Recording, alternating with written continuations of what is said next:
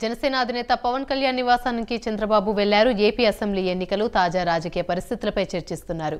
సీట్ల సర్దుబాటు, ఉమ్మడి మేనిఫెస్టో రూపకల్పనపై చర్చ జరుగుతున్నట్లు తెలుస్తుంది. ఇదే అంశానికి సంబంధించి మరిన్ని వివరాలు మా ప్రతినిధి రాజు అందిస్తారు. రాజు, చెప్పండి, మొదటిసారిగా చంద్రబాబు అయితే పవన్ కళ్యాణ్ ఇంటికి వెళ్లారు. ఇటు ఏపీ అసెంబ్లీ ఎన్నికలు కానివ్వండి, సీట్ల సర్దుబాటు, ఉమ్మడి మేనిఫెస్టో రూపకల్పనపై చర్చ జరిగే అవకాశాలు ఉన్నట్లుగా కనిపిస్తుంది. వీరి భేటీ అనంతరం పవన్ కళ్యాణ్ కీలక ప్రకటన చేసే ఛాన్స్ ఉన్నట్టుగా కూడా మనకు తెలుస్తుంది. అప్డేట్స్ ఏంటి?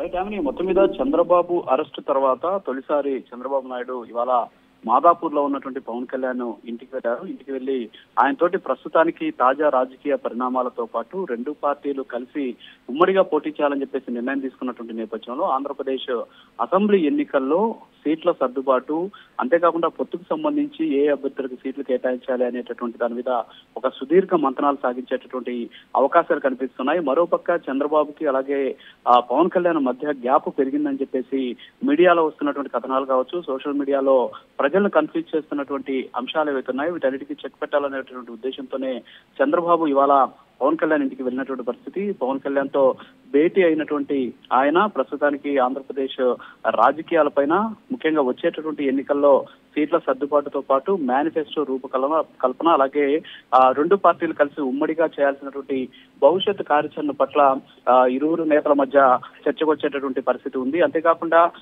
రేపు అంటే 20వ తేదీ జరిగేటటువంటి యోగాల ముగింపు యాత్ర ఏదైతే ఉందో దానికి సంబంధించి పవన్ కళ్యాణ్ ని ఆహ్వానించేందుకు వెళ్లి ఉండవచ్చు అని చెప్పేసి చెబుతూ ఉన్నటువంటి పరిస్థితి. ఏదైనప్పుడు కూడా ప్రస్తుతానికి పవన్ కళ్యాణ్ చంద్రబాబుతో భేటీ అయ్యి ప్రస్తుతానికి అయితే మంత్రాలు కంటిన్యూ అవుతున్నటువంటి సిచ్యువేషన్ కనిపిస్తుంది. ఇప్పటికే రెండు పార్టీలు కూడా ప్రభుత్వ వ్యతిరేక ఓటుని ఎట్టి పరిస్థితుల్లో చీలబోనివ్వము, ఖచ్చితంగా అధికారంలోకి వచ్చేందుకు వైసీపీ ఆంధ్రప్రదేశ్ ని రూపొందిస్తామని చెప్పేసి ఇరు పార్టీల నేతలు చెబుతున్నటువంటి నేపథ్యంలో ఉమ్మడిగా కార్యాచరణ చేయాల్సినటువంటి అవసరం ఉంది. మరోపక్క బీజేపీ ఇప్పటికే జనసేన తోటి పొత్తులో ఉన్నటువంటి నేపథ్యంలో ఆంధ్రప్రదేశ్ ఎన్నికల్లో అంటే బీజేపీతో కలిసి వెళ్తారా లేదా అనే దాని మీద కూడా రెండు పార్టీలకు సంబంధించినటువంటి అగ్రనేతలు ఒక నిర్ణయానికి వచ్చేటటువంటి అవకాశాలు ఉన్నాయి. అయితే ఈ సమావేశం పూర్తయిన తర్వాత పవన్ కళ్యాణ్ బయటకు వచ్చి ఒక కీలక ప్రకటన చేసేటటువంటి అవకాశాలు ఉన్నాయి. సో ఈ కీలక ప్రకటనలో ముఖ్యంగా సీట్ల సర్దుబాటుతో పాటు ఉమ్మడి మేనిఫెస్టో రూపకల్పన అలాగే ప్రస్తుతం ఉన్నటువంటి